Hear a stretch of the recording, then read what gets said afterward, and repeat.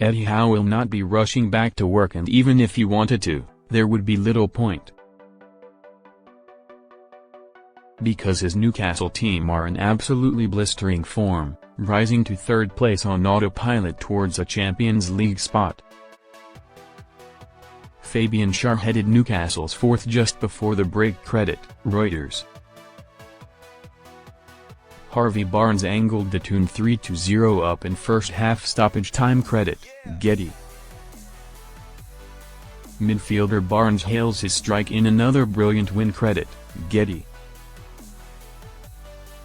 Alexander Isak rounded off Newcastle's five-star show. Credit, Follow Me. Liverpool will be thankful that Howe's team did not play like this in the first half of the season, otherwise we would have had a title race on our hands. With Howe still recovering from pneumonia, his assistant Jason Tindall was able to watch with admiration from the technical area as this team expertly dismantled Palace in a brutal opening 45 minutes.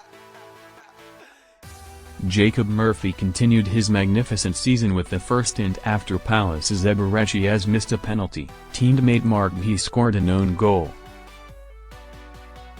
Harvey Barnes and Fabian Schär both struck in first-half injury time before Alexander Isak grabbed the fifth to ensure a sixth successive Newcastle win in the Premier League. The fact Toon have maintained their focus after winning a first domestic trophy for 70 years, rather than let the victory go to their heads, is testament to Howe and the culture he has created here. And crushing Palace is no mean feat considering they were unbeaten in 10 games away from Selhurst Park until Saturday's 5-2 loss at Manchester City. In a season which Newcastle fans will remember for the rest of their lives, the team's four-star players have been top scorer Isak, Wembley hero Dan Burn, Sandro Tonali, and Jacob Murphy.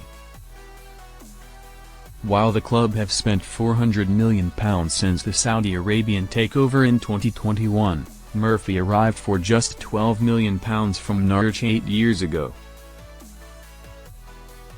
Jacob Murphy fired Newcastle in front with a 14th-minute cross-shot. Credit, Getty. Murphy, 30, has blossomed under Howe and he has been Newcastle's assists king this season and even created 3 chances in the opening 10 minutes. And when Palace were expecting another cross, Murphy probably surprised even himself by firing a shot into the near-post top corner. Dean Henderson was beaten by a Magpie own goal. Credit, Getty. Despite being so comfortable in defense, keeper Nick Pope handed Palace away back when he rushed towards the edge of the area and collided with Chris Richards.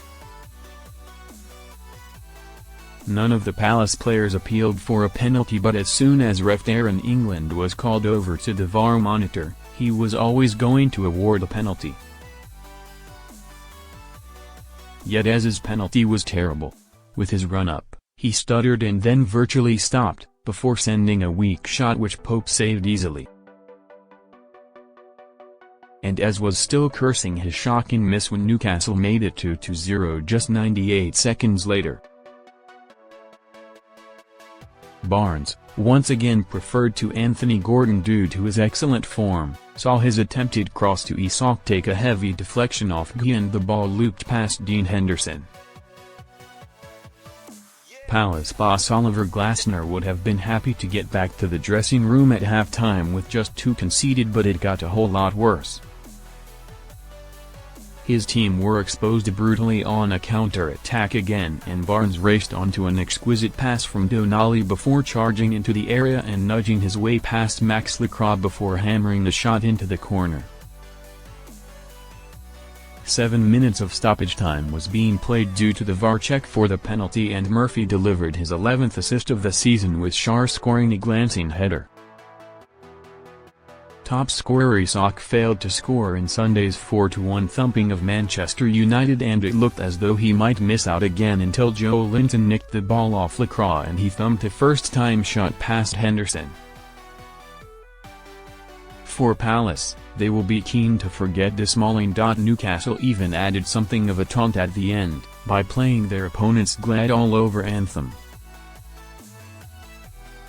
But Glasner's side still have an FA Cup semi-final against Aston Villa on Saturday week, and this team still has the quality to end the season on a magnificent high.